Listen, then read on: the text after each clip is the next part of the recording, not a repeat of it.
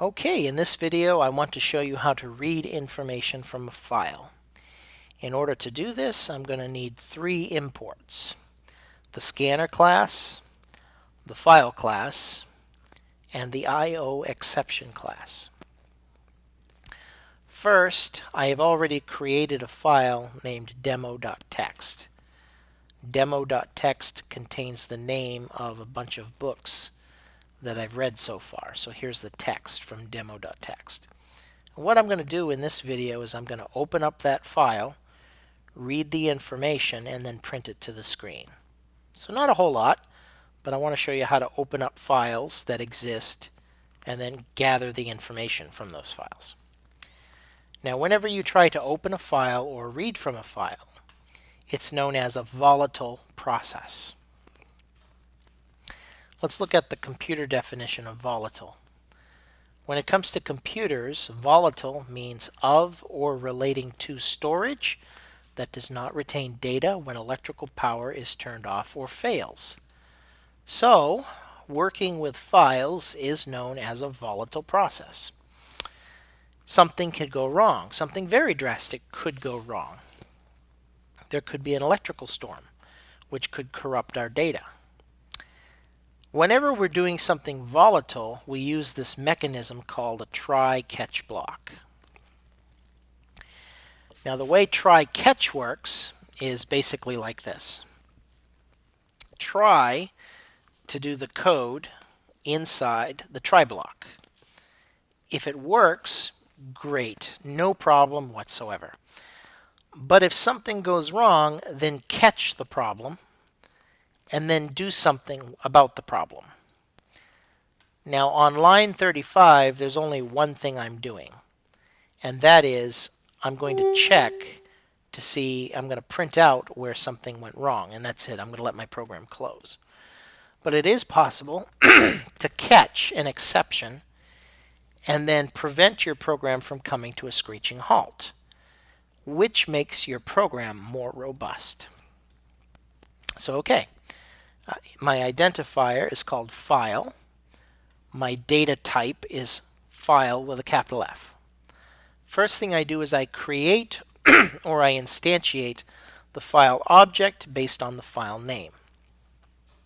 And right now, demo.txt is sitting in the exact same folder as my class file. So my program isn't going to look very far. If my text file isn't in the same folder with it, then it's going to throw an error. Then I have to check my file for existence. And this exclamation point is the negation operator. So if the file exists, this is going to take the opposite. And there's a reason why I'm doing that. So this says if file does not exist, then what am I going to do? Well, if the file does not exist, I'm going to print out file does not exist or the path is incorrect. Program terminated. Otherwise, else it does exist. So I let my input string be the empty string. I create a scanner object named file scanner. That's the identifier. Scanner is the data type. And instead of typing system.in, which would link it to the keyboard, I type in the identifier for my file object, and that links the scanner object to the file. Now I enter a while loop. While my file scanner has a next line, in other words, while there's information in my text file that I'm reading, do the following. Add in the next line into my input, which is my string value. After that process, that loop is done, close the file scanner. Always close your file scanners. Always close your scanner objects. And then print out what I just read from the file to the screen. I hit compile. I hit run. Java. And there it is. I just read this information from the file and I printed it to the screen. So great. What if something had gone wrong? Well, let me name this demo2.txt. Yeah, there's a problem now. Demo2.txt doesn't exist. And so it prints out file does not exist or the path is incorrect. So actually, it didn't catch the exception because I handled that information right here. File didn't exist. But if the file had been corrupted, let me return to demo.txt.